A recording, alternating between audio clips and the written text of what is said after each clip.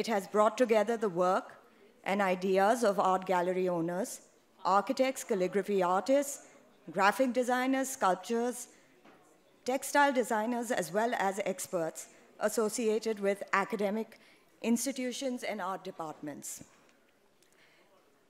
This panel came together to discuss and understand the present position of Indian arts, crafts, and design in a global context, the limitations it faces, and the future that it has.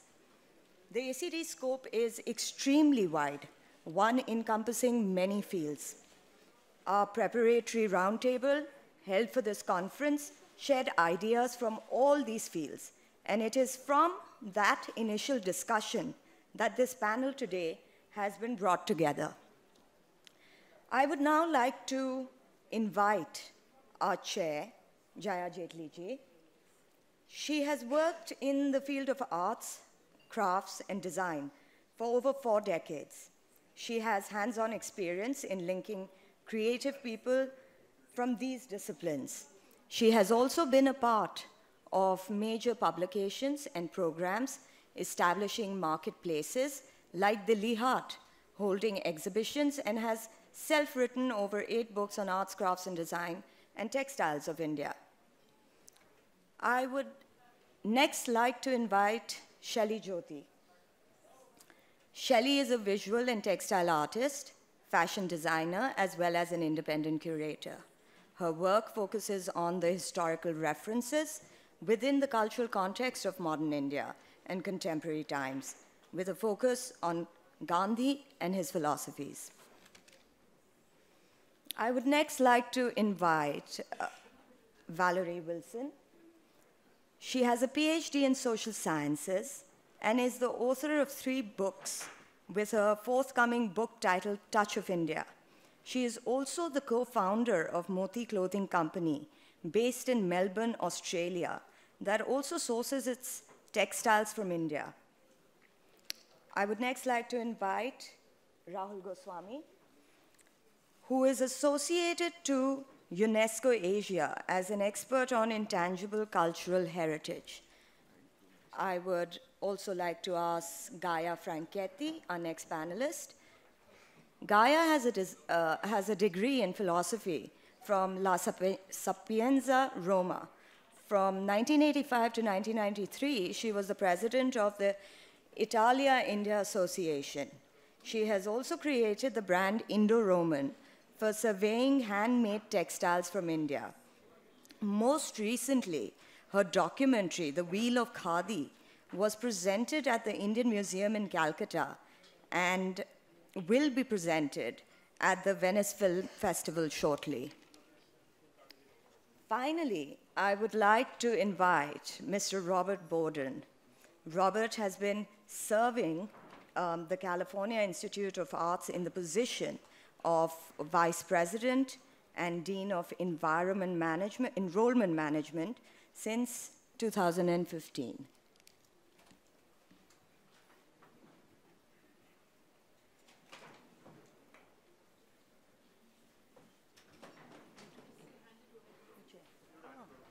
Yeah, I would like to hand it over to the chair now.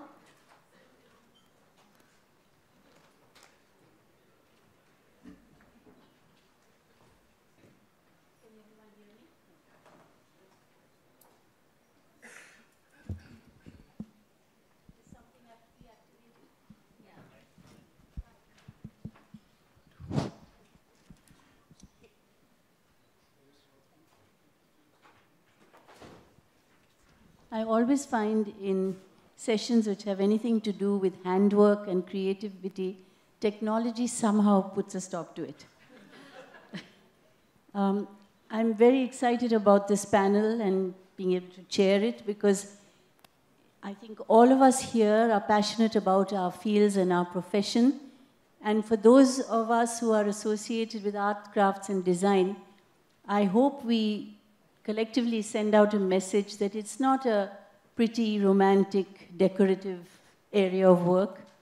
It actually draws out the creative soul of a country and of each individual.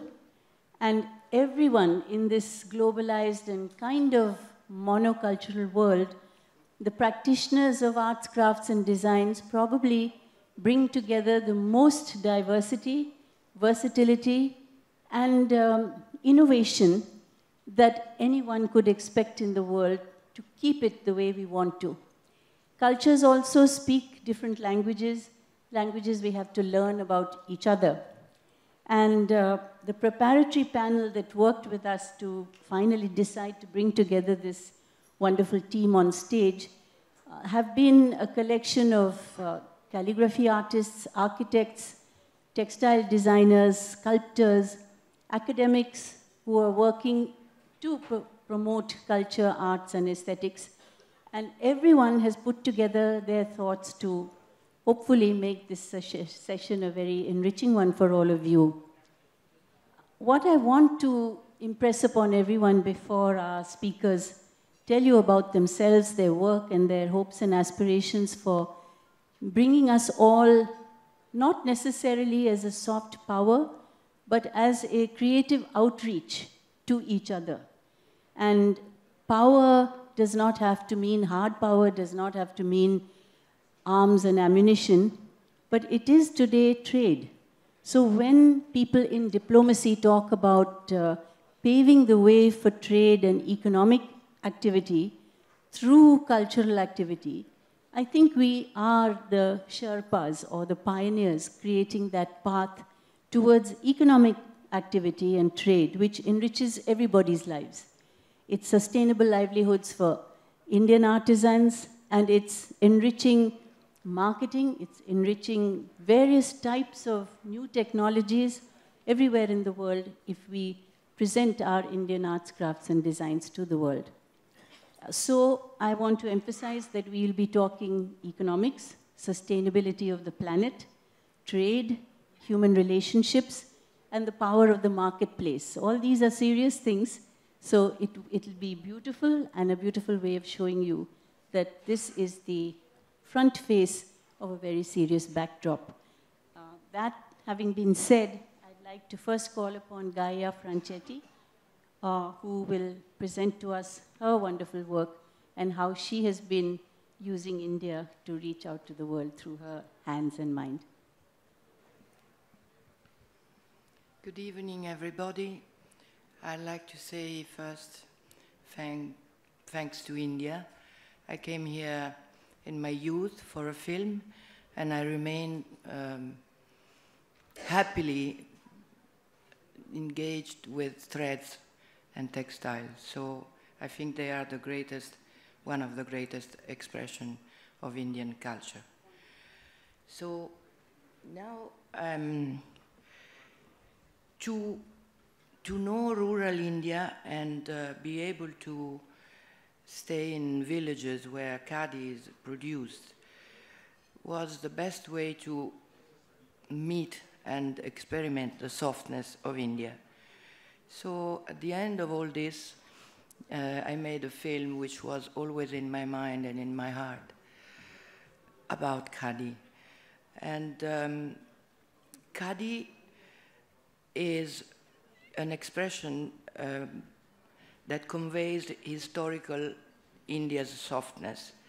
And also it shows in its cultural motives and patterns all the cultures of the neighboring countries and also invaders. So India was able to keep all this in the memory and in the images of its textile. All of them, but khadi especially. So I would like now to show you a quick trailer of the film about khadi, which has been made and it's been shown in Kolkata in the Indian Museum, and it's going to be in the Festival of Venice for the commemoration of 150 years of birth of Gandhiji. So maybe it's ready to go.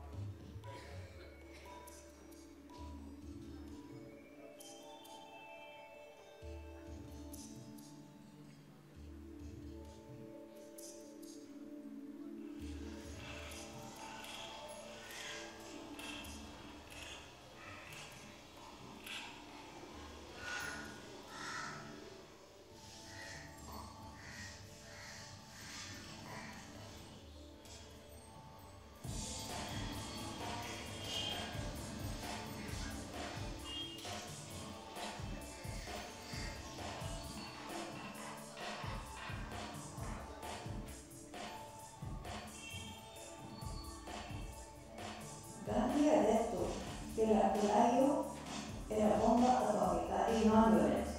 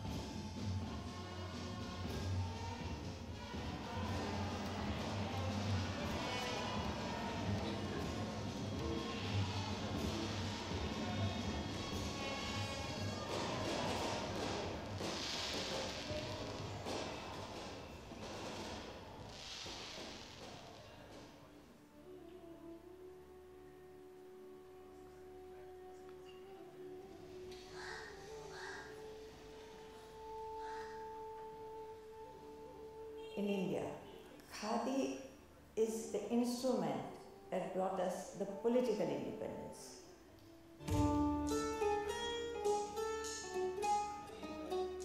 Mahatma Gandhi, realizing that hand-woven fabric gives employment to such a large amount of people, started the khadi movement. And khadi became the walk-in vest of India.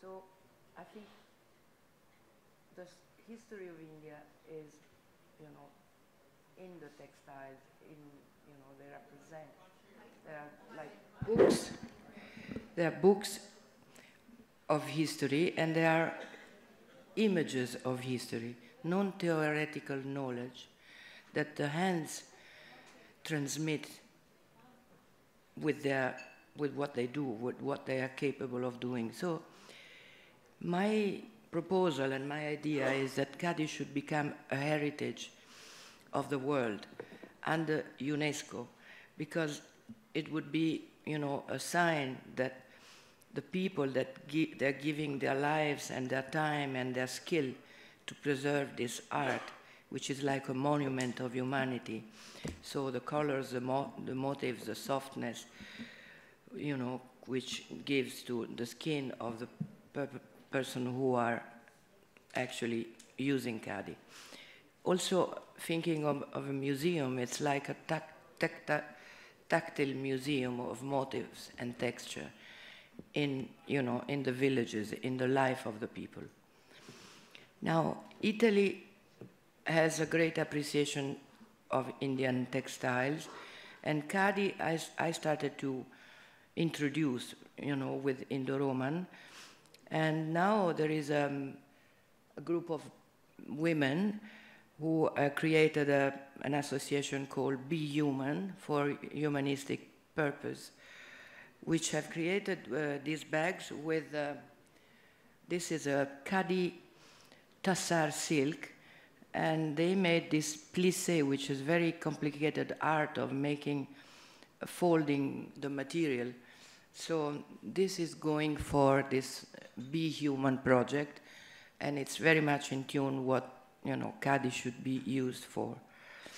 So I think there would be a need for promote Khadi. I'm talking about Italy because I'm Italian, and be able to take some of the variety of textiles to Italy and invite fashion designer or school academy of fashion to produce collection, challenging also art designer from other countries in Europe, because it's an easy material but requires skill, and you have to have an intention to work with Khadi, because it's not always straight. You have, your quality are in a way improved if you work with Khadi. So I would really like to propose to have a great event about Khadi in Italy, and ask the European or Western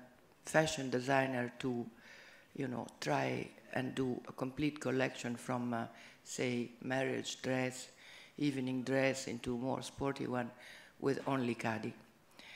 And then I have another proposal, which is very much in the memory of Gandhi, that Khadi could launch for the year 2020-2022, a march throughout India to pick up plastic and clean the country.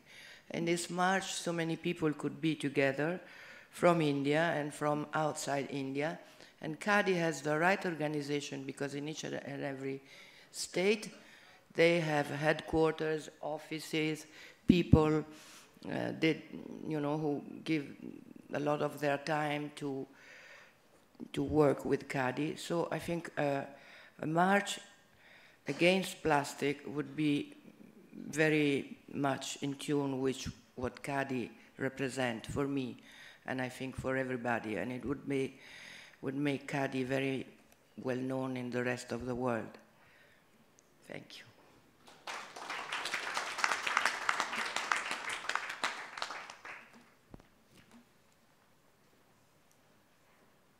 Thank you, Jaya. Is this not working again?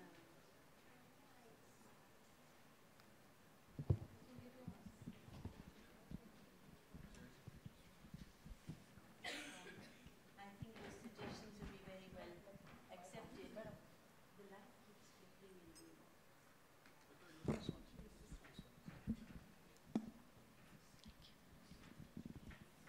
now is a smooth transition, but not quite. We have Shelly Jyoti, who is going to tell us about her Gandhian themes for working as a textile artist with artisans, and her experiences in carrying those ideas and art forms across the world.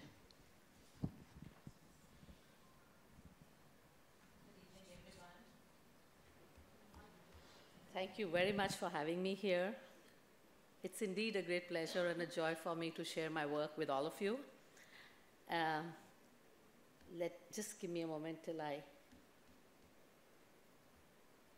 Yes. So the title of my presentation is Gandhi's Thought Leadership Impacting India and World Through Textile Art and Installations. I'm a visual artist, a textile artist, and my work centers around the historical references within the cultural context of modern Indian history and contemporary times, with the philosophies of Swaraj, Swadharma, Sarvodaya in relevance to today. I'm exploring the idea of nation soft power, of culture and political values within Gandhi's thought leadership impacting India and world through my textile art and installations. The rise of India has been on the world map since 2000, early 2000. The scholarly and policy communities in India and abroad have witnessed a steady increase in writing on India's soft power. India has a great potential as a civilizational power with considerable resources arising from its culture, which I'll give you examples when I exhibit my works internationally and how I'm perceived as an artist, how my works get resonated as perhaps the soft power. My art practice has two components. One is a scholarly research on Gandhi's philosophies with a focus on building moral and peaceful societies. That's the premises of my work, building moral and peaceful societies, and I refer to Gandhi for his philosophies. Connecting with the present, and other is the contemporary artistic production through a textile tradition called Ajrak, which historically goes back to 4,500-year-old and also connects with the Indus Valley civilization. As a textile artist, I use khadi as a canvas and ajrak printing and natural dyes, both as a symbol and a material that expresses qualities of self-purification, self-reliance, independence, exploring as in how can textiles, both as a material objects and because of their artistic form, be used together to stitch communities together, considering the globalized economic challenges that confront India and many parts of the world.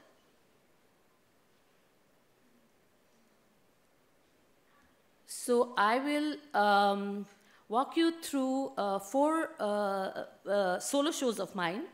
The first one being indigo. I think I'm on a wrong slide, but yes, here we are. Yes.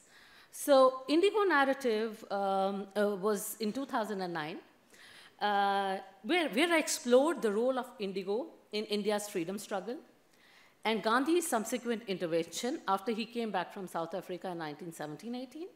And my reference was a literary text called Neel Darpan, which was written by Deenbandhu Mitra in 1857, which gave me a complete socio-political understanding landscape of that period. After indigo narratives, where I created installations as a narration of that period and how indigo farmers were treated, and I left a question to a viewer: how are those farmers different than the farmers today? So after 2009, I went actually in a deeper inquiry to understand Gandhi, and I came up with my next show called Salt the Great March. And Salt the Great March explored social activism inspired by Gandhi's philosophy of Sarvodaya and Swadharma. And Sarvodaya is progress of all, to help others grow and creating better societies.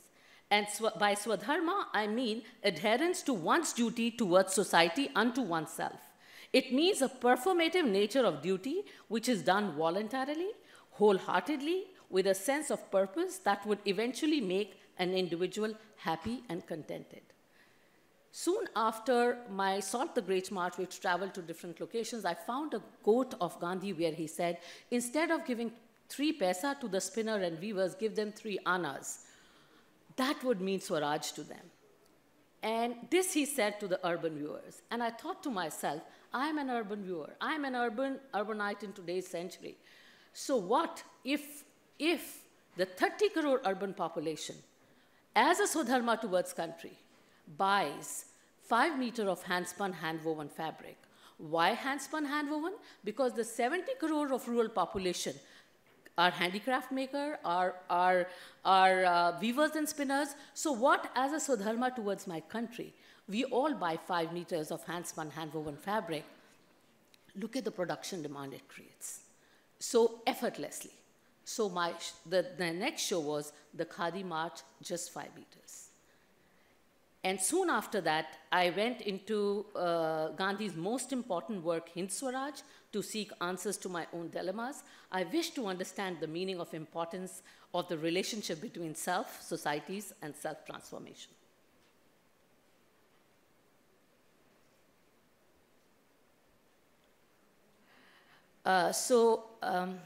I don't see the slide there. Okay. So this whole 4 bodies of work, I was invited by IGNC, Indira Gandhi National Center of Arts, as a retrospective of 10 years.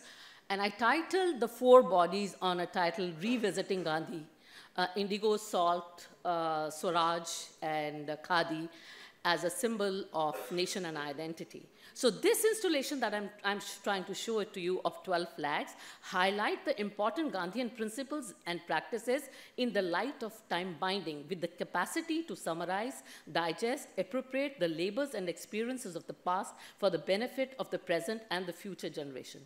I am inspired by the powerful moon that orbits the earth, changing its appearances. Hence, this moon is like a timeless thing, which, like a moon, it changes its shapes. So Swaraj, Swadharma, Sarvodaya, they are eternal and embedded in time.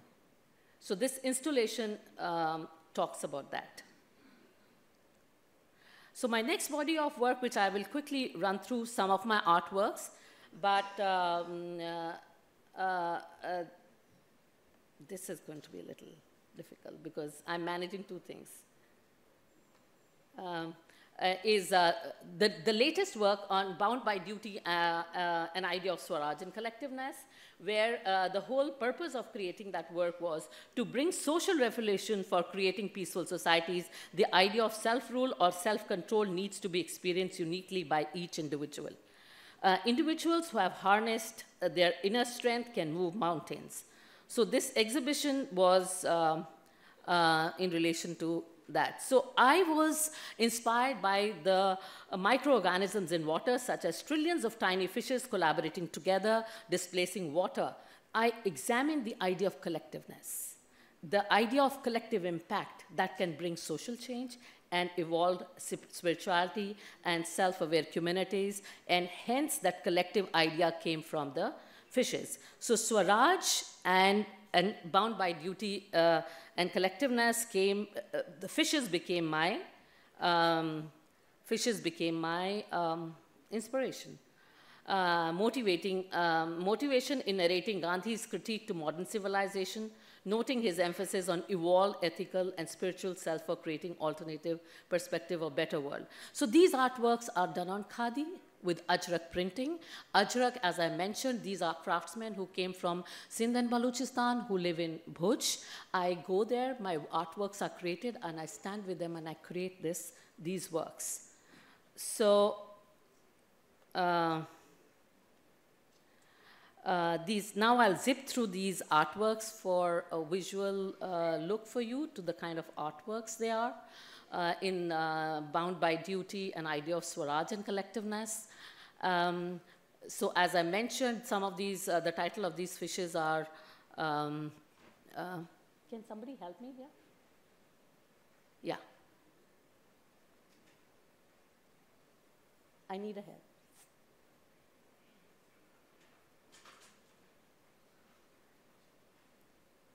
I'm trying to manage 2 things, I'm sorry. One is through this, and one is what I've done on my... So the next show was, just be with me here. I'll be grateful. Thank you. So the next show, which I was talking about, was the Khadi March, just 5 meters, as I mentioned.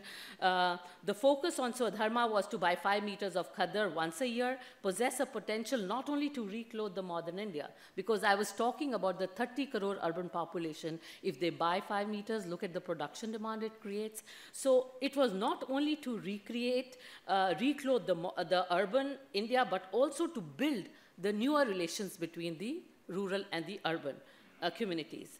I use Khadi as a medium that can be a catalyst for a new dialogue with our fellow human beings and the rural India.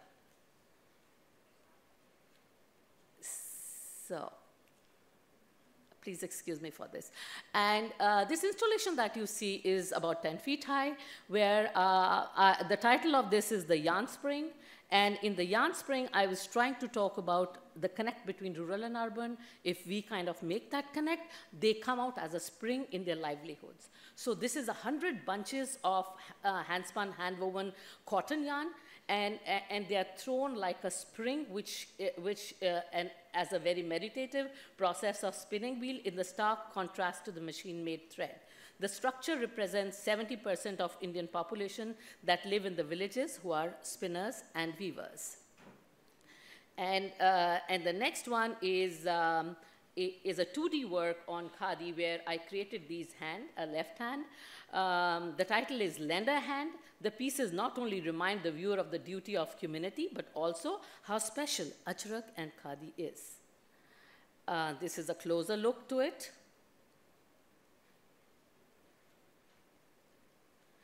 And some of these are 2D works where the silhouettes are of the upper body worn by the women in India. And I'm also trying to document the different Ajrak patterns that has been worn by women in India in 21st century. So the blocks that I take is 200 to 400 years old blocks, from which the Ajrak artisans have been using for so many years. So again, this is a closer look to these artworks. This is a blouse silhouette where this is the basic block, and the designs that I created on top of it was an idea of how 21st century women and what were the styles they were wearing. The purpose of creating these artworks of classic contemporary silhouettes is documenting Ajrak patterns and styles that has been worn by the women in the 21st century.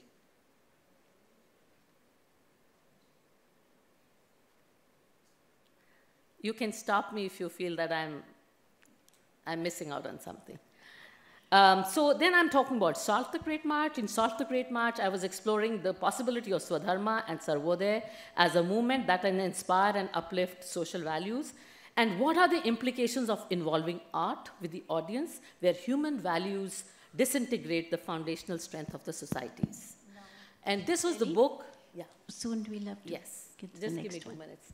So Salt the Great March, this was the book I was referring to, and no, don't worry. And I wanted to recreate that march which Gandhi, when he stood at the Gandhi Ashram in Ahmedabad, and there were 100 volunteers standing in white, and how would I create that? So this image that you see is an installation that I created because I wanted that Gandhi took that journey and how it is an idea of surge. So the idea of surge was through the sails that I had created with the white khadi and Sanskrit calligraphy on it. So this is a closer look to it. And all these series that you see in Salt the Great March was on a title Solidarity, because I was trying to refer to an idea of collective impact. I was trying to talk about how all of us get together and create better societies or alternate societies. So this body of work had a lot of chakras, and there you get to see how I was working. Then I also created a lot of flags, and I will, this particular slide that you see, I'll just pick up a few important slides. This is a 500-year-old excavated piece fabric textile which was found in Cairo and which is now, right now an acquired piece with the Textile Museum at Washington, D.C. And I was invited there for a talk just recently.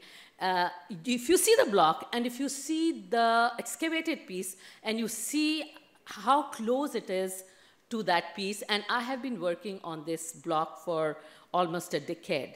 So there are different variations of my artwork with the same block. And indigo narrative, as I mentioned, I was narrating the idea of the indigo farmers who lived a life of drudgery, slavery, oppression, till Gandhi came in from South Africa. And this is the installation that I had created on a title, Homage to those Farmers.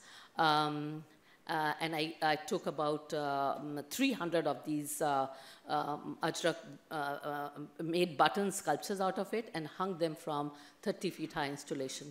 This is a piece from Chicago Cultural Center where this exhibition was put. And these are different variations because these are site-specific installations. This is Indigo Narratives, a few works which I just picked up to share with you. And when I have my exhibitions, I have a lot of workshops. So I call these ajrak artisans to be an important part of the exhibition so that they understand,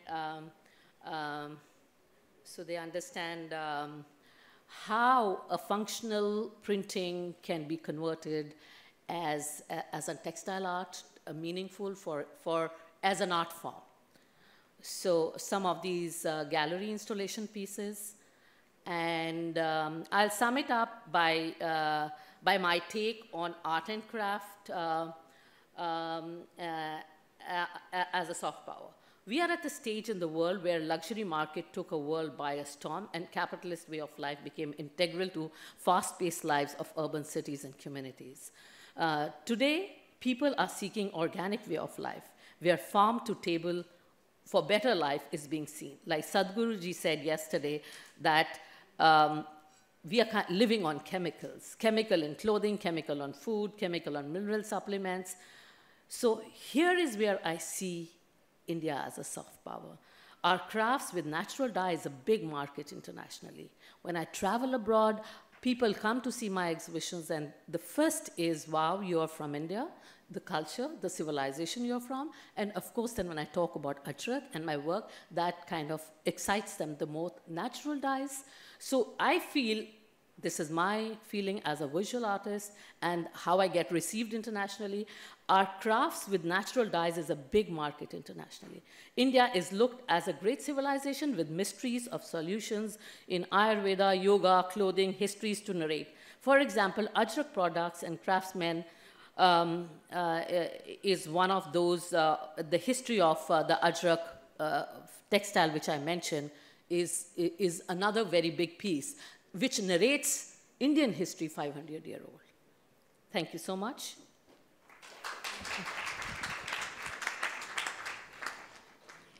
Thank you, Shelly.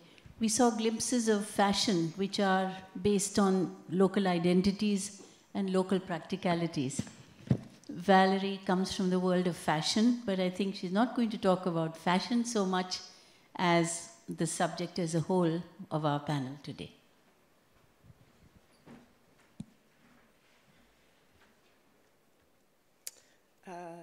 Good evening, everyone. Thank you very much for being here. And thank you very much to the organisers for inviting me to this excellent conference.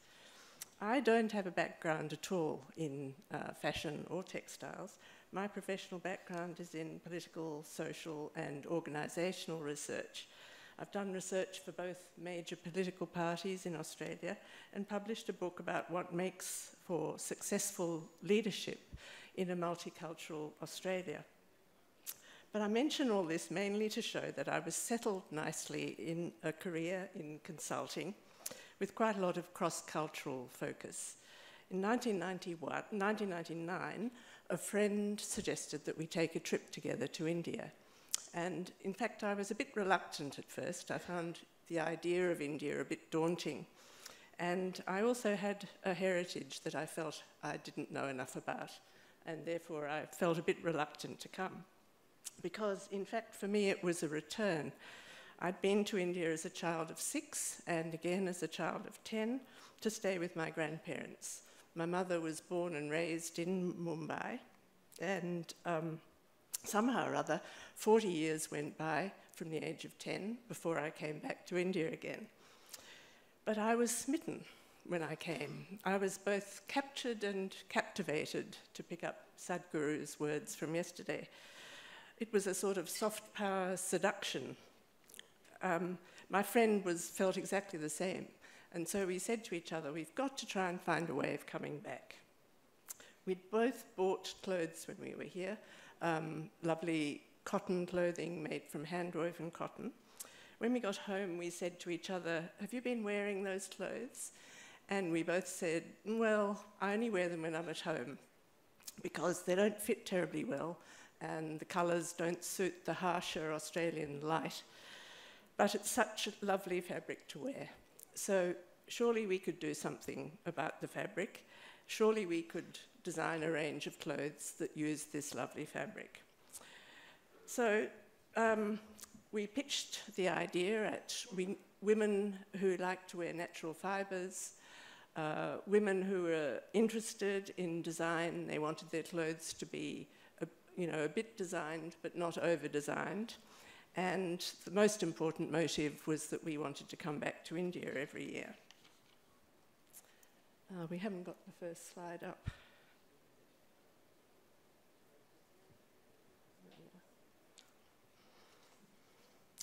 So what have I learnt in almost 2 decades of coming to India?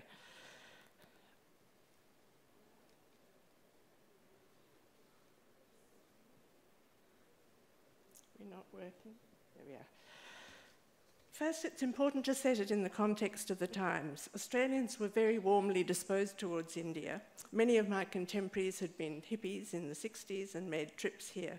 But the image of Indian clothing in general was of poor quality. It's a bit cheap, it's a bit nasty, falls apart at the seams, fades in the light. It's a bit young and it's a bit hippie. In comparison with, say, Japan and even China, the general perception was a bit shoddy in the workmanship and not much design.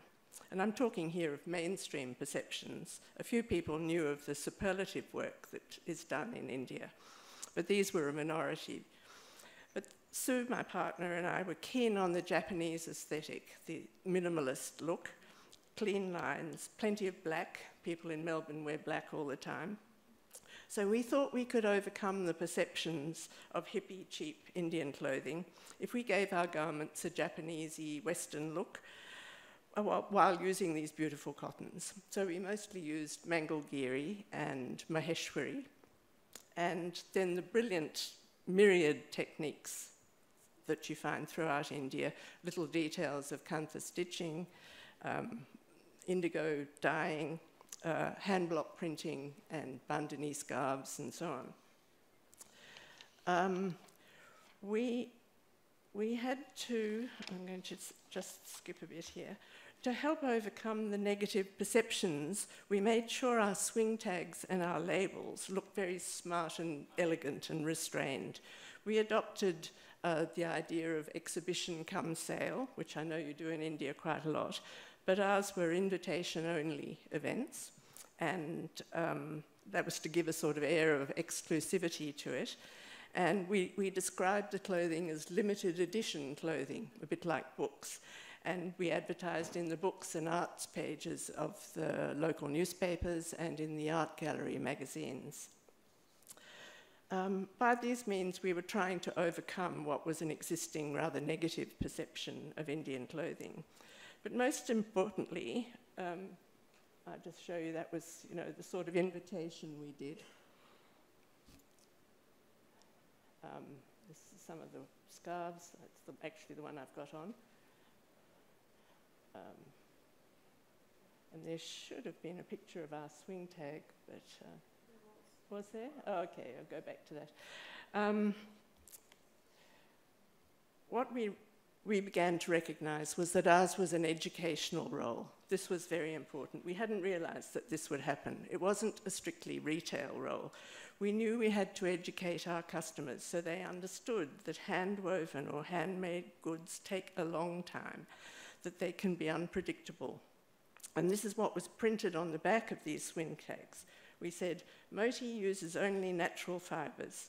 Hand-woven fabrics are idiosyncratic. They may contain charming irregularities. We had to provide a narrative, a new narrative for our customers. And this was an educational experience for us, first of all. We had to learn about the techniques that were in order to explain them to customers. And this learning was a large part of the pleasure we had in coming to India. And I think we conveyed our pleasure to our customers. They told us it added to the experience of shopping with us, and hence it added to the perceived value of the goods. It really value added. It was an intangible value, a soft power value. In some ways, it was a commercial limitation for us. It meant that ours was a very personal business, not one that was easy to replicate, nor easy to wholesale. But all in all, our business was about,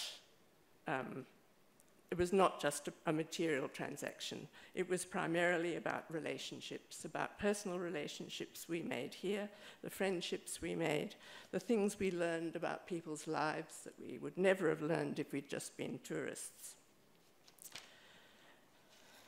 So I'm not going to go through all of this, but in general, what's charming in these charming irregularities, what's charming? The allure of India. Most of it everyone would generally know about.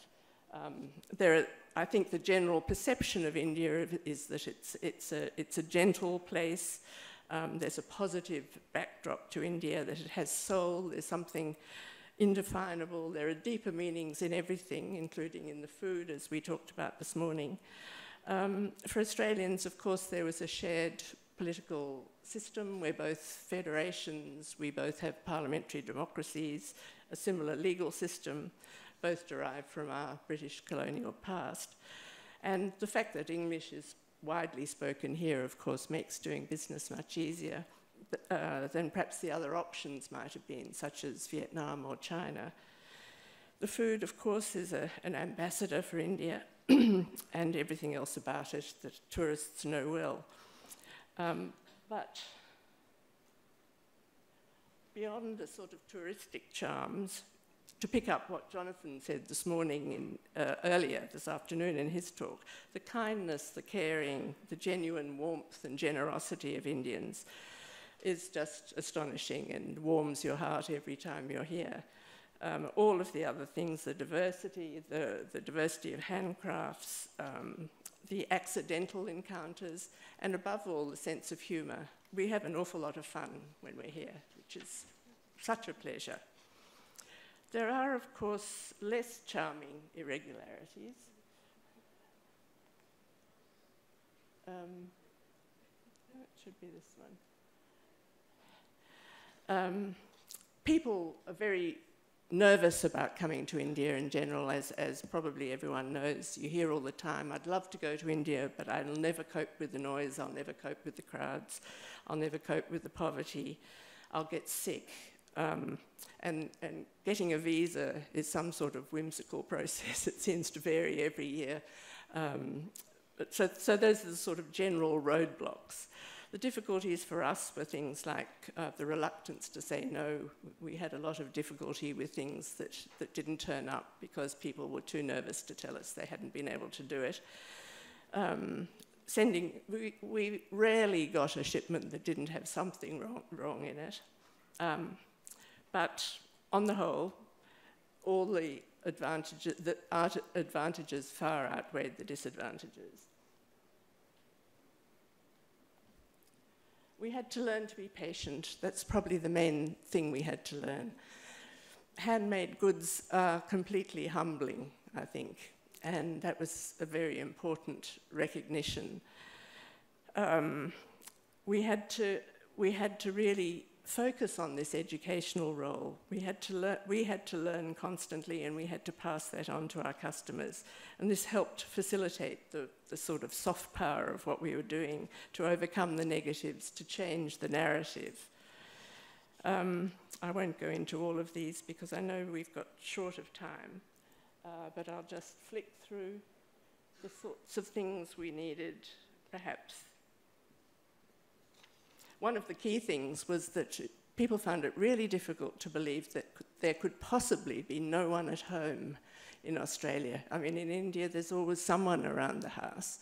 And so deliveries would come without giving us any notice. And of course, there was nobody there, and it then cost us a lot more to get them out of some awful storage place.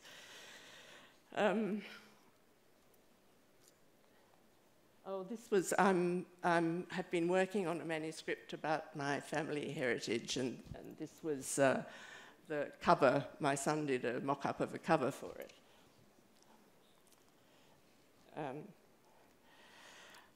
Summing up, I think it illustrates the notion of successful soft power being something that co-opts rather than coerces, that persuades, that educates, that doesn't bully, that doesn't use economic might or sheer numbers to overwhelm. India has sheer numbers en route to overtaking China soon, but I doubt it'll ever be perceived in Australia as anything other than a constructive partner, a country from whom we have much to learn and hopefully much more to share than beyond cricket and curry. Most people in Australia are unaware of the extent to which India has a very sophisticated fashion and design industry. Many of your leading designers are using traditional techniques, adding handwork details, using natural fibres, natural dyes, and so on. People overseas see Bollywood, they see flashy, they see bling, and at the other end of the scale they see the cheap end, the hippie end, but they don't see this, that the revival, the reworking of traditional textiles, embroidery and block printing. They don't see the sophisticated reinterpretation of traditional lines that's going on in Indian fashion and the subtle use of traditional techniques. There is, I believe, a huge opportunity here to showcase this new, restrained and subtle Indian textile and fashion scene, a new era of fashion soft power. Thank you.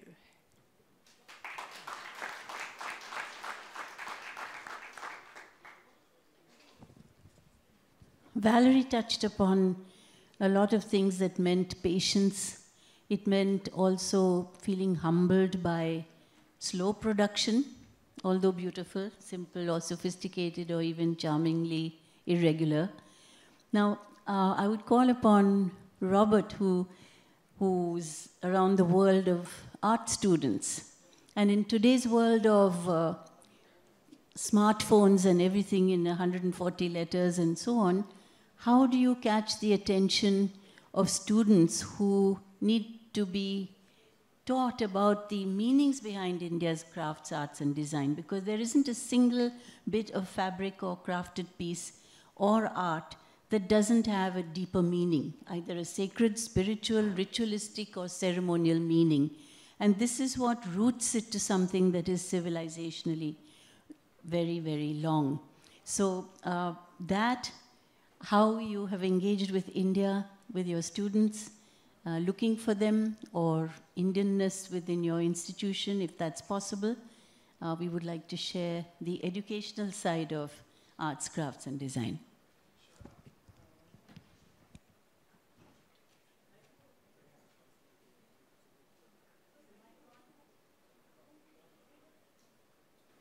Hello?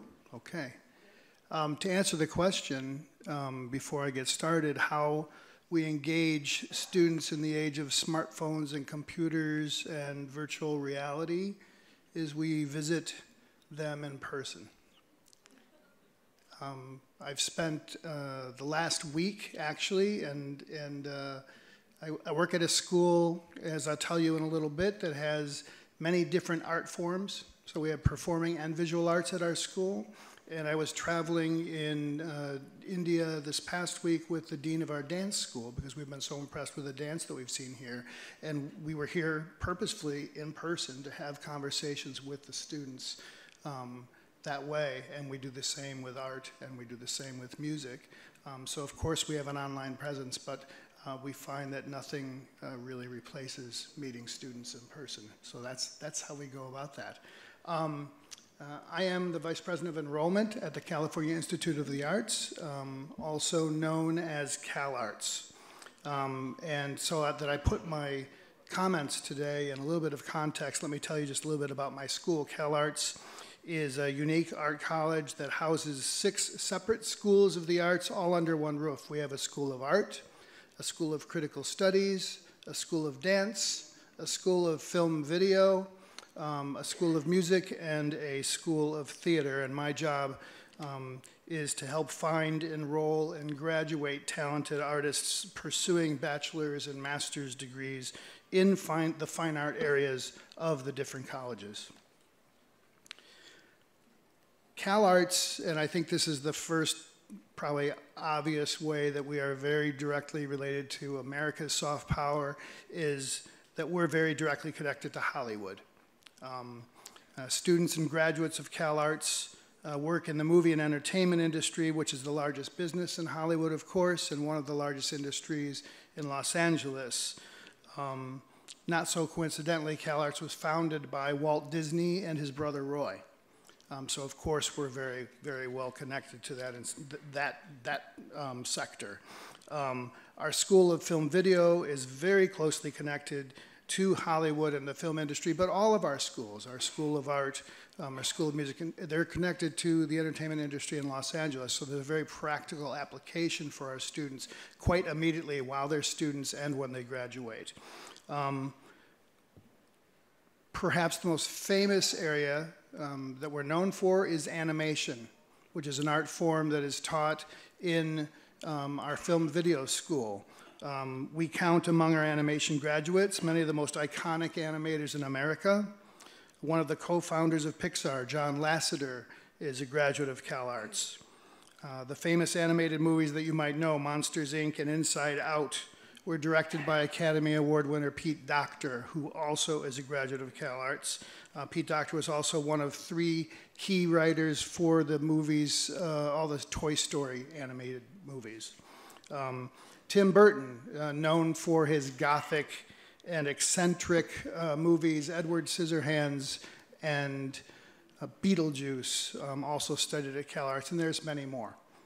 The influence of animation as an art form, as soft power is in the US, very directly connected to CalArts. I think animation as it is connected to Disney and Pixar is as influential a form of art and design as soft power that I can think of. But of course, not only animation, but fine art and design and many other forms of visual art are also filled with examples of art as soft power. And CalArts has graduated many of America's great contemporary artists.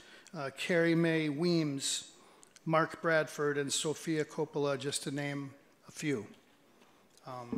Interesting to me, as I was kind of thinking about what I talk about today, and hopefully interesting to you, is to look at an effect of soft power on the work of an art school.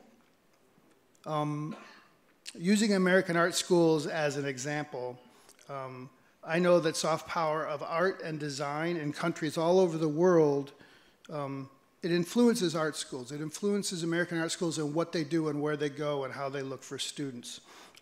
It certainly influenced me, and it's influenced my activities and my decisions in the 3 different fine art schools that I've worked at throughout my career. Not only is it part of the way I personally learn and think about the different countries that I've visited, but it's a huge part of why my school is interested in the students from these countries. Specifically speaking for CalArts, we're a school of only 1,500 students, yet we have 50 different countries represented in our school. 1 out of every 4 students at CalArts is an international student, a student from outside the United States. And this year, in the last couple of years, applicant pool 80 different countries were represented in our applications to our school. Admissions activities alone, including what I did and what my staff do, visit 15 to 20 different countries annually in search of talented students. And I can tell you that the applications from India are on the rise. India has moved this year from number 4 to number 3 for us, with China and South Korea as number 1 and 2. But it's on the rise, and South Korea is actually on the decline with applications to our school. As I mentioned, this past week I was traveling looking for dance, and I know that's for another panel earlier today, but part of the reason we do that is because we know that dance is prevalent here in India, and it's unique here in India, so here we are. That has influenced our decision to be here. We aren't here just because we wanted to be here, and we're here because we know that there's talent and interest in something very special in India in the artistic world. I didn't need to convince other faculty, but I did need to convince our dance dean, so that's why I brought him. We choose the countries in which we recruit, in part due to the soft power of the art and design that comes out of those countries. So we value artists with diverse perspectives at CalArts. We look for that. We want to add to our school and our student body students who have a very diverse perspective. Young artists bring to CalArts a perspective and a creativity and a unique voice that represents the soft power of the arts from their home country. So this is another way. It's not just the art from the school, not art from the country. It's not just the art forms that are in the country, but it's the way the students who come from that country may be influenced. Some of our students come and they're very well versed in many of the art forms, the historical and cultural art forms from their country, but not all of them, but they're all influenced by it, and it gives their voice a very different texture, which we find very appealing. A very specific example, and then I'll close, is to say that it's not coincidental that CalArts admitted a large number of Indian photographers this past year. These artists, these photographers may not even be producing work that is obvious to you or to anybody. It's not necessarily obvious that they're influenced by Indian art. But when you start to compare their work to other students, to other applicants, it's very clear that they're influenced by the culture and the art of India. And that makes their work unique. That makes them very interesting to us. And so that's another influence of Indian art as soft power. I'm going to leave it there. I hope what I shared makes some sense, that there's this obvious, iconic influence of a soft power influence of Indian art, but then there's this kind of much more subtle influence that comes out through the students, and it's that we're very interested in. So thank you very much.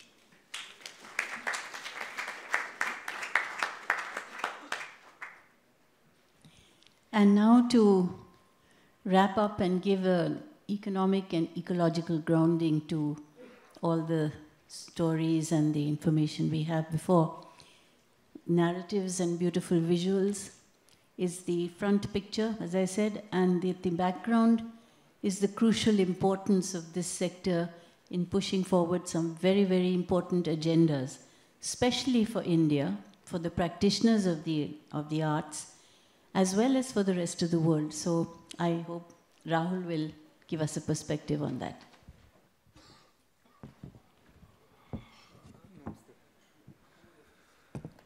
Thank you, Jayaji. Thank you to India Foundation and the collaborating partners for organizing this wonderful conference, which I think is of signal importance to a lot of us. Jayaji has asked me to shoulder the burden of responsibility to make the economic and ecological connections, which is really a huge subject. But nonetheless, it is one that in UNESCO, which I'm happy to be a part of in the Asia Pacific, in UNESCO we have begun to tackle, not in an academic way and not in an economic way, but in fact in a culturally oriented practice way. And we do this, as you know, UNESCO operates through cultural conventions. There are several, the most well-known of them being the 1972 World Heritage Convention. I work directly with the 2003 Intangible Cultural Heritage Convention, in which there are 5 recommended domains, one of which includes handicraft. There are others as well. And in this, we look at crafts and we look at art expressions as a expression or a manifestation of a system of knowledge. And it is this system of knowledge which we work very hard to arrive at a place which we call safeguarding. So when we have intangible cultural heritage, what UNESCO tries to do is to be able to put in place systems, methodologies, and encourage institutional and policy support for what we call safeguarding. So this is the background of the work that UNESCO has been doing in the Asia Pacific for the last 10 years of the operationalization of this particular convention. And my work in this has been to travel to our neighboring countries, a number of our neighboring countries in the Asia Pacific, in Southeast Asia, to be able to study, guide, advise, and most of all, to be able to listen to how what we call tradition bearers and practitioners are actually doing to safeguard their craft, their knowledge system, and to listen to the means and ways with which they are able to do this successfully, or to listen to the pitfalls and the hurdles and obstacles which they encounter, and find ways to go around them or dismantle them through policy means, or through being able to use awareness and education as a very strong safeguarding technique. Can I have the slides, please?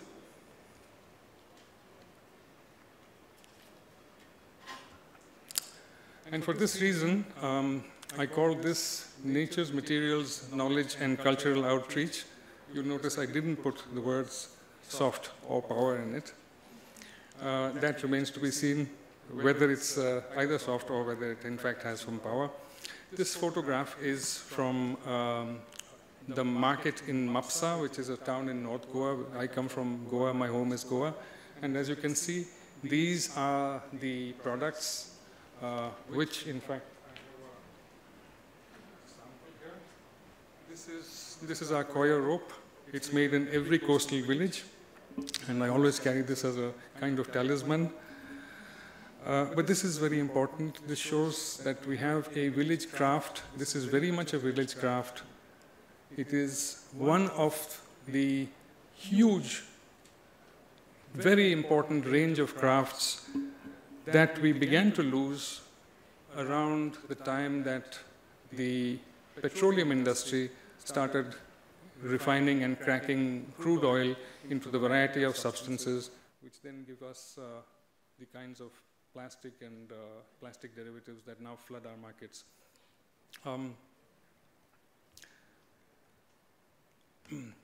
The connection with crafts and our rural landscape, our rural industry, the great 70% which I think Shelly talked about and which Jaya ji has written about for the last 30 years, has been illustrated time and time again. And in the last 3 to 4 years in UNESCO, what we have found is that craft and the application of a knowledge system which results in something that you can hold, which you can touch, which you use a material which comes out of nature's products. That there is a knowledge system attached to the growing of it, the treatment of it, the understanding of how it can be worked, how long it can last, and what happens to it when it deteriorates and returns. This is something that we have begun to address in a far more meaningful way than when the convention first began its work in 2006, which is when it was ratified and came into operation. This has happened because of 2 reasons. One is that as we, people like me, went around in different parts of Asia and other parts of the world and began to listen to what craftspeople, what we call ICH practitioners were doing and how they were able to conduct their lives, we began to learn and see that this, in fact, was both a challenge and an opportunity. The challenge was being able to find ways to safeguard the streams of knowledge themselves. So it was not important at that time that this survived. What was important was that the knowledge of where to get this from, how to get it, what to do with it, how it was used, and the different ways in which this could be created, that was important. The second factor was the growing recognition of being able to contribute to what the UN system and the intergovernmental system called sustainable development today. And whereas the UN system has tended towards finance, policy, technology, organization, what we in fact saw in country after country, workshop after workshop, was that there was an abundance of local innovation and an abundance of enthusiasm towards local innovation, which in fact were the nuts and bolts of a sustainability approach, which would automatically lead to what is today the buzzword which is used in these circles called resilience, which we know from not so very long ago as Swarajya, and as being able to decide the means and the direction of our own self-reliance. So these are the two big changes that have occurred in the last 3 years. What we have been able to do is then, from our perspective at UNESCO Asia Pacific, look at intangible cultural heritage as an ecological ecosystem, which is the basis for crafts, weaves, and household arts, with the associated knowledge streams. Advocate and also try and educate at the national level, and especially at regional and local levels, to create a space and a place for what we call a handmade economy and the associated means of value. And these associated means of value are necessarily different from the synthetic products and their means of value, which determine many of the economic boundaries and the economic interpretations of the products that have replaced things like this and what I showed you in the first photograph. So the associated means of value. And the third part, which is conveying the practice and learning to neighbors. And that's really where the, let's say, the medium of what this conference is calling soft power actually comes into play and begins to be seen and felt, and we begin to create the methodology for doing so. So what I'm suggesting is that there is an intergovernmental system which has begun to recognize this as more than just a very wishful, well-intentioned set of aspirations. There are methodologies in place. Ours is not the only one. We have, for example,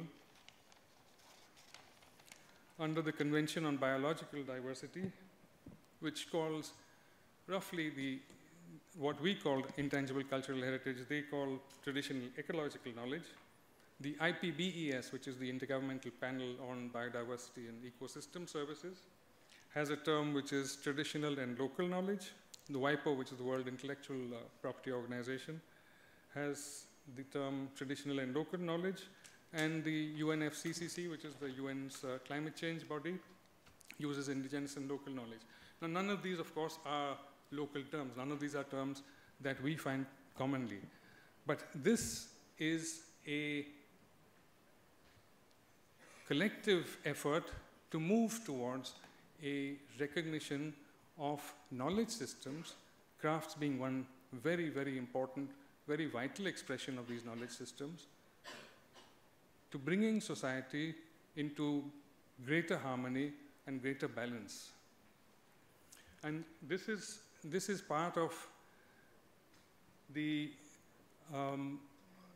I would say, consciousness which was referred to in the first, on the opening day, which has begun to move away from the fora that accompany the climate change negotiations and the biological diversity negotiations year after year. What we are saying is that we do have the methods, and we do now have 10 years of case studies, I'm talking from the UNESCO Asia point of view, where we have hundreds and hundreds of communities, local producers, crafts groups, organizations in different parts of Southeast Asia and Insular Asia further down, which are able to use these materials, create wonderful products, focus on income and livelihood, and stem the flow of migration from rural to urban areas. Why is this important? If you forgive me, I'll give you a few of the economic pieces of data which Jaya requested. In 2017-18, India's net imports of petroleum and petroleum products was 429,000 crore. Now this is net imports because India imports crude oil and petroleum products and also exports them. So this is net of that. And the figure is only going up for the last several years, not only because the price of crude oil is increasing, but because our consumption of these products is going up very rapidly. The year before that it was 346,000 crore, and the year prior to that it was 305,000 crore. These are gigantic numbers. And to give you an idea of what these numbers mean, our National Health Mission costs 31,000 crore. Our National Education Mission costs just shy of 30,000 crore. So these are enormous numbers. And part of these enormous numbers are diverted into creating products which are in fact plastics and synthetics, which get in the way of this.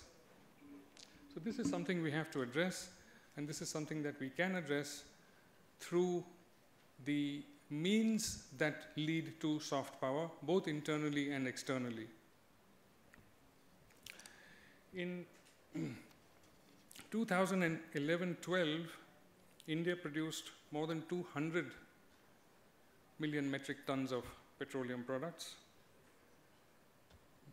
Last year, this figure crossed 250, and that tells you the rate of change.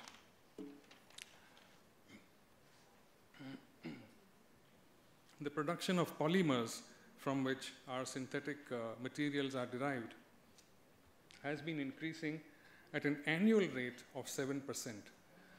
Now, this, in a way, is one of the big challenges that we face, because we are talking, when we are referring to a handmade economy, we are talking about the fibers, we are talking about the woods, we are talking about the grasses, the reeds, and everything that is derived from them.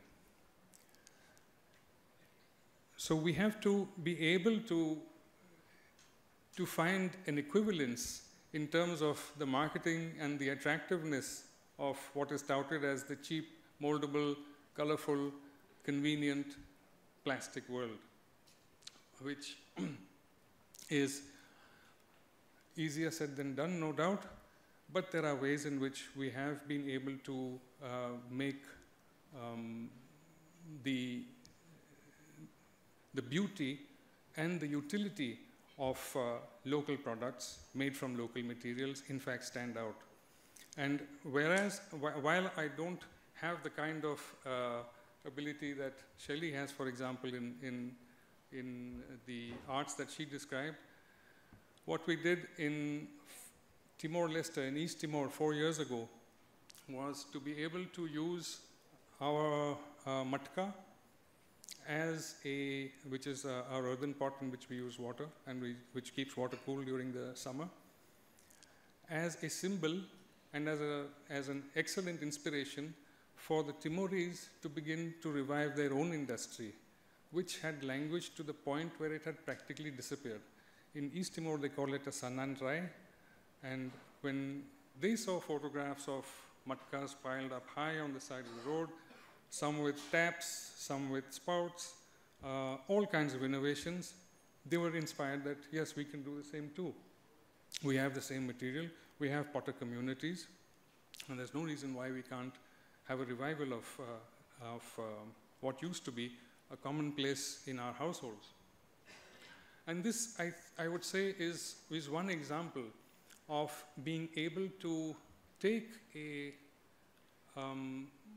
what we wouldn't give a second glance to in India as we drive along the roads and highways, but it makes a huge difference to communities in Southeast Asia, in our neighboring countries, which are facing the same kinds of material challenges that we are. In Sri Lanka, for example, we were able to show that you needn't have to go through a cumbersome process of reforesting a place where bamboo was growing in order to make what we call the sopo. The sopo is the tray which is used for winnowing, a winnowing fan. You simply had to be able to use the local expertise, which already had identified local indigenous stands of bamboo, but which were in a protected forest, because we have forestry laws which date from colonial times, where transgressions are a legal hurdle. And with one simple policy change, we were able to do that in central Sri Lanka, and perhaps lead to the revival of one kind of industry. So these are the kinds of avenues that are open to us as a country which has a huge variety of local materials with which we are very innovative. And this, I would suggest, is the part 3 of what I'm saying is the conveying of the practice and learning. The practice and learning is very important because not only through the urbanization that we are experiencing, which I'll show you in a minute. Rahul, I'll ask you to wrap up soon. Yeah. We might have just a very few minutes left.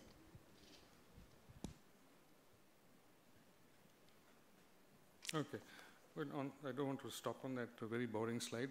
Here's a better one. Yes, we'll deal with these questions during the discussion. Thanks very much. Thank you. We will not be able to have a panel discussion as we hoped. Originally, it was just a panel discussion, then it became presentations. Then we thought we'd squeeze everything in. But we do have maybe a few minutes for a few questions. I think the questions here, I would like to ask one or two to stir the audience questions. And that is that yesterday, and all of us here would believe in democracy. Has democracy come to mean just capitalism? And does capitalism only mean capital being in the hands of big companies or big interess, like oil and like other things? And in that, capital would always want to maximize profit. That is where livelihoods in countries like ours get affected.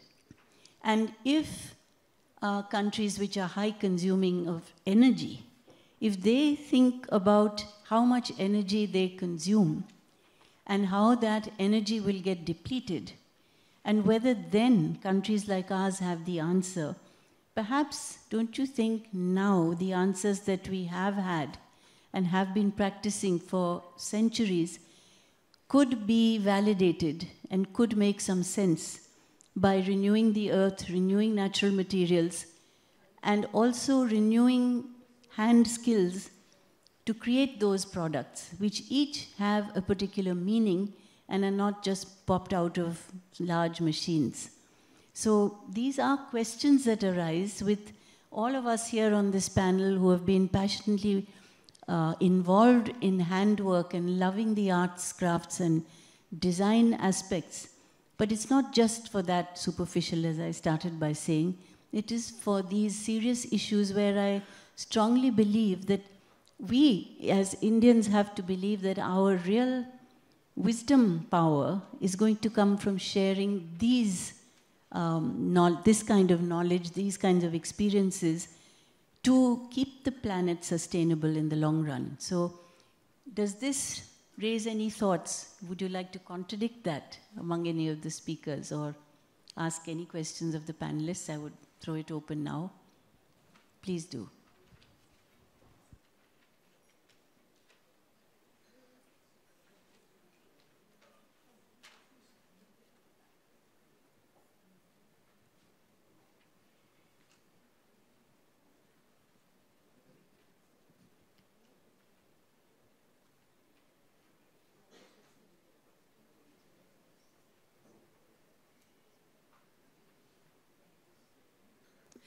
This question is for Shelly, Jyoti. It doesn't follow on from your very valid points, but a rather brief question about your textile installations. How do you engage with the idea of authorship and proprietary authorship in a world where the labor is actually shared by a community or a community of workers, particularly when your installations are artworks?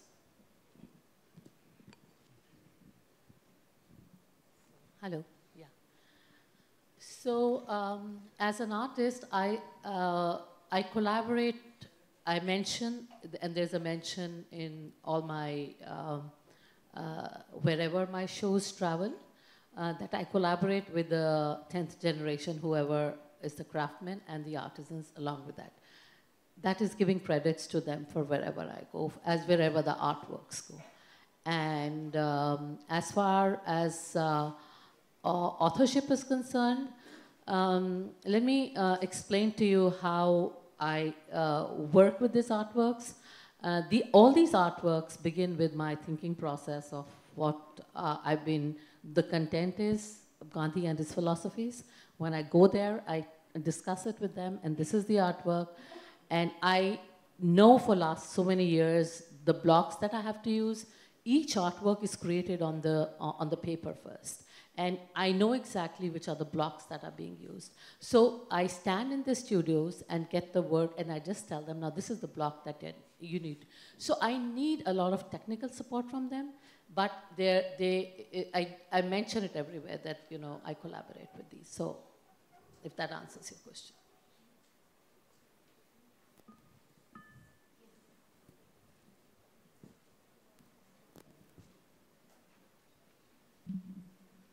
My question is to you, ma'am.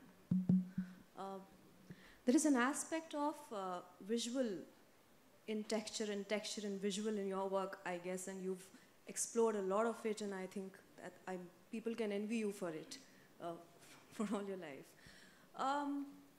As far as site-specific work is concerned, contemporary art is taking a lot of material, texture, ropes, cloth, embroidered work.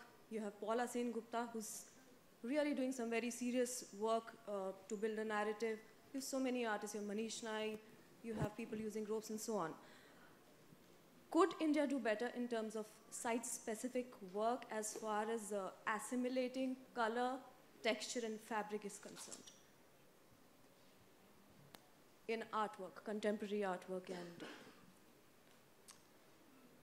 I don't know if I can answer for others, but as far as I'm concerned, since I say that very strongly, that my work begins from building moral and peaceful societies, and I refer to Gandhi on that.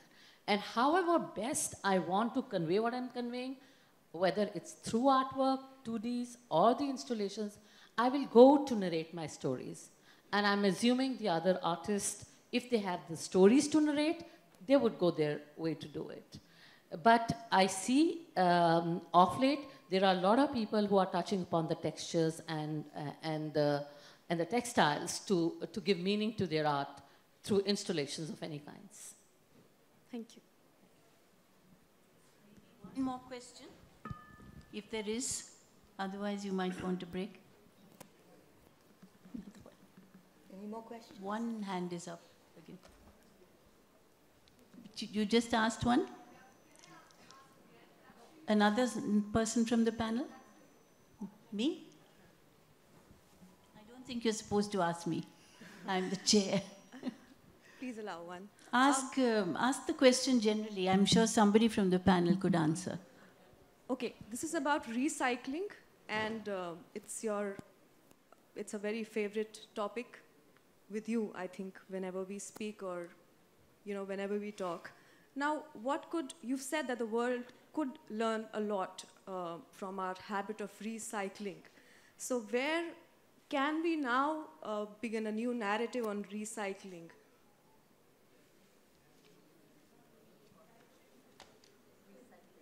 Maybe in terms of visual art or...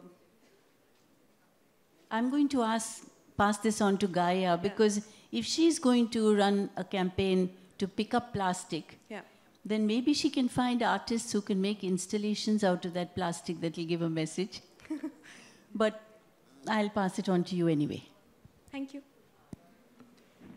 Well, in fact, thinking of the march for cleaning India from plastic, I was wondering then all this quantity of plastic, where would it stay and how it would be deposited and organized in different places.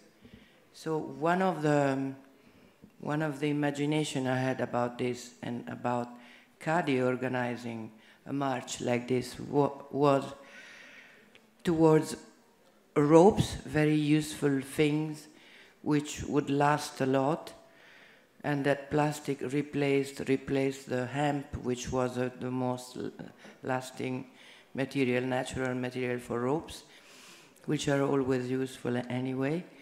And then artworks in the sense of great sculpture representing something, or just representing the idea of not wanting plastic any longer around us. It's also true that this quantity of plastic, once it's picked up, can be used in many different ways, and it's one achievement. But then there would be plastic produced continuously again. So one march won't be enough. It would be just a symbol out of which plastic can be beauty, plastic can be, useful in its own new way, and can be art. I'm sure it can be beautiful work of art. Even not only plastic, somebody can take plastic and mix it to something else. So it could be also a place where you go and find your plastic to do something else. But the problem remains always how to decrease the production of plastic, in which way and under which social and political and economical change. Because, it's not only to do with textiles or with, other products, but if we look at our daily life, it's everywhere.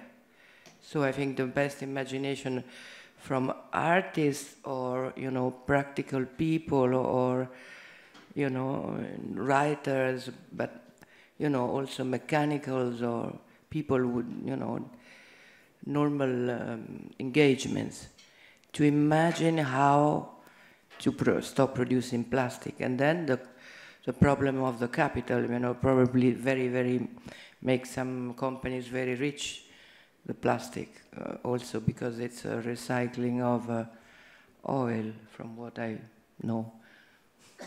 So it's a whole primary matter that has to be banned or shifted to, or reduced drastically. Then there would be less plastic. I don't know if this was a question, but it's only an answer to some question I also have. All right, I don't think we have any more time for any more questions. So I'd like to thank our panelists for a wonderful session. It was very enlightening, and the scope of educative ideas that we got, I think we have a lot to build on here on forth. Before we end this session, may I please request you, Jaya ji, to felicitate our panelists.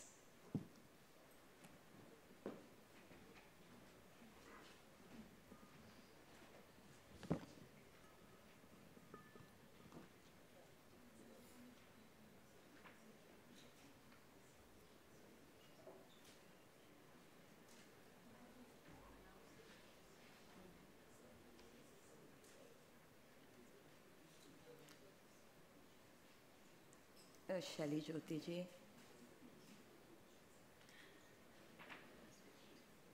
Rahul ji, Rahul.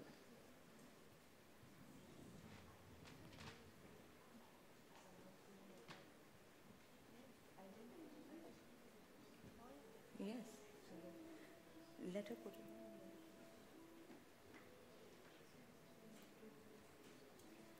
Valerie Wilson.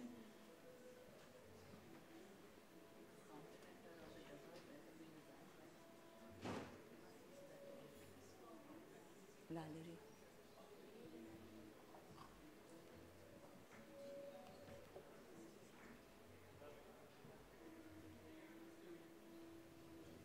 Jaya ji.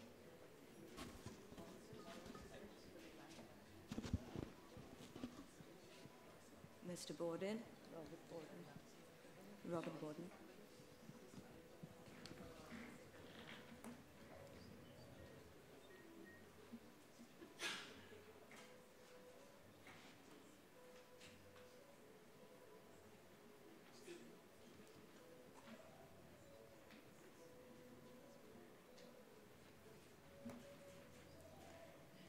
And finally, Gaia Franchetti.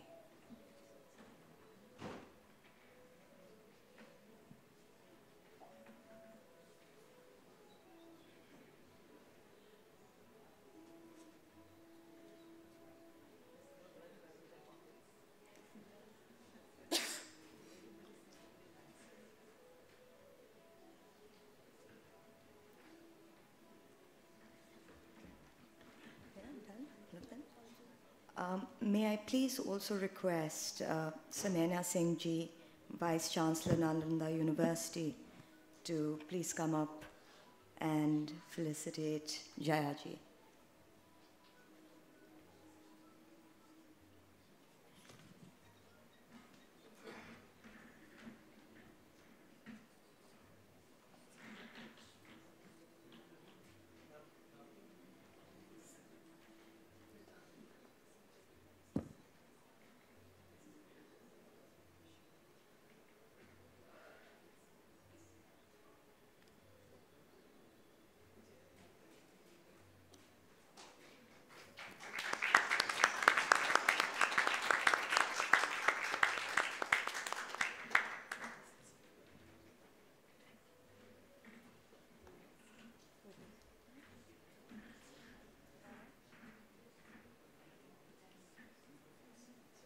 All right, so that's the end of our panel, and I think we'll reassemble back here in about 15 minutes.